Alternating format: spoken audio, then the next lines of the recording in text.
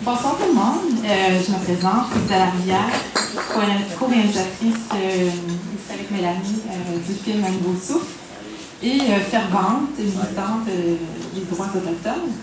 Puis en fait, j'allais commencer par reconnaître qu'on se trouve en territoire Mohawk. C'est un protocole autochtone en fait de reconnaître le territoire traditionnel sur lequel on se trouve. Puis je suis vraiment contente d'apprendre que Geneviève ait pensé à le faire. Donc, animatrice, donc, je suis vraiment contente de voir qu'on est déjà dans un processus de décolonisation des esprits, en fait. Puis, les films que vous voyez voir, c'est le Wapikani Mobile, un studio ambulant qui se promène à travers les communautés autochtones, à travers le Québec, pour coacher, aider les gens autochtones à réaliser des films sur des sujets qui les touchent, des sujets qui les intéressent. Pour le moment, il y a environ 8 Premières Nations autochtones au Québec qui sont allées visiter à travers 21 communautés autochtones. Il y a 700 films qui ont été faits qui sont disponibles sur le site web du Wapikani, wapikani.ca, si jamais vous êtes intéressés à aller voir d'autres films. Puis moi-même et Mélanie, on a participé à ce projet-là à travers le projet Un nouveau souffle. Puis ça avait commencé parce que moi et Mélanie, on était impliqués, moi et Mélanie notamment. Il y a d'autres militantes, I don't know where, dans la salle. Dans la salle, notamment Mélissa. Puis...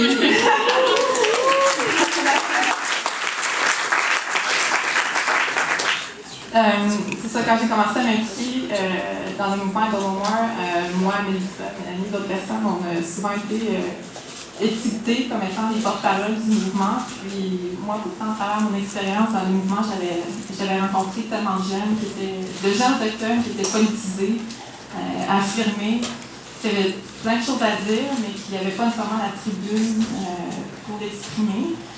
Puis je trouvais ça dommage, donc ça a vraiment été l'idée de ce film-là, donner la voix aux jeunes autochtones qui n'ont pas nécessairement toujours la tribune populaire pour s'exprimer. Oui, puis aujourd'hui au Canada, il y a plus de 1 million d'Autochtones qui sont présents à travers le Canada. Plus de la moitié de ces gens-là, c'est des jeunes autochtones. Fait que je pense que c'est le temps de leur donner la voix à travers différents projets comme le Wapikani, mais dans d'autres initiatives. Eux-mêmes se donnent la voix et se donnent la place qu'ils ont à prendre dans la société. Puis je pense que c'est vraiment important de le faire. On est dans un momentum aussi où les gens s'ouvrent plus aux enjeux autochtones et s'intéressent plus à ça. Et je pense que justement, ça, c'est une tribune parfaite pour partager ce qui est les enjeux pressants et les opinions des jeunes autochtones aujourd'hui. Puis ça, c'est juste un thème, l'autodétermination, mais il y en a plein.